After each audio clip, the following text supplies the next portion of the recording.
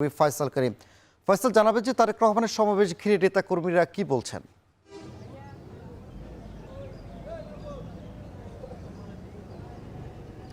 মানে আমরা যেটি দেখছি যে একেবারে গতকাল সন্ধ্যা থেকে অনেক নেতাকর্মী কিন্তু চট্টগ্রামে এসছেন তারেক জিয়াকে দেখতে, বিশেষ করে আশপাশের যে উপজেলাগুলো আছে, পার্বত্য যে দুর্গম জেলাগুলো আছে, সেখান থেকে প্রচুর নেতাকর্মী গতকাল সন্ধ্যায় এখানে অবস্থান করছেন। অনেকে রাতে রওনা দিয়ে দীর্ঘ যাত্রার পর চট্টগ্রামে পোলো গ্রাউন্ড মাঠে এসে পৌঁছেছেন এবং আমরা দেখছি একেবারে ভোর থেকে এই পোলো গ্রাউন্ড মাঠ এবং আশপাশের এলাকা নেতাকর্মীদের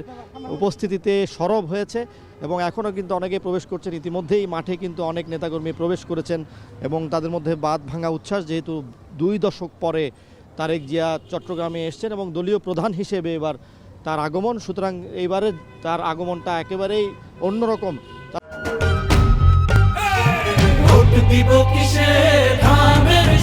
তারা বলছেন যে তারা নেতার বক্তব্য শুনতে এসেছেন, তার নেতার বক্তব্য থেকে অনেক প্রত্যাশা আছে,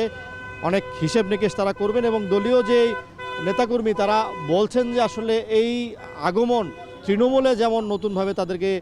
তাদের মধ্যে জাগরণ ঘটাচ্ছে, তেমনি এই যে চট্টগ্রামের যে দীর্ঘদিনের রাজনীতি যে কিছুটা নুয়ে পড়েছিল গত 17 বছরের যেই দমনপীড়নে, সেটি আবার নতুন করে প্রাণ পাবে এবং আমরা দেখছি যে দূর দূরান্ত থেকে অনেকেই আসছে এবং পুরো এলাকা আসলে পোলো গ্রাউন্ড মাঠ এবং আশপাশের এলাকা এক ধরনের উৎসবের আমেজ তৈরি হয়েছে। রঙিন উপস্থিতিতে নেতাকর্মীরা আসছেন এবং মঞ্চটি যেটি প্রস্তুত করা হয়েছে সেটি সামনেও কিন্তু অনেকেই ভিড় করছেন। 100 ফুট দৈর্ঘ্য এবং 60 ফুট প্রস্থের একটি বিশাল মঞ্চ প্রস্তুত করা হয়েছে এবং এই মঞ্চে আজকে সকাল 11:30টায় তারেক রহমানের বক্তব্য দেওয়ার কথা রয়েছে। এর আগে চট্টগ্রামের যে রেডিসন হোটেল, সেখানে তরুণদের সাথে একটি মত বিনিময় সভার অংশ নেওয়ার কথা রয়েছে তারেক রহমানের এবং আমরা যতটুকু দেখেছি গতকাল থেকে যে আসলে তার আগমনের পর থেকে, অর্থাৎ চট্টগ্রাম শাহ আমানত বিমানবন্দরে তিনি যখন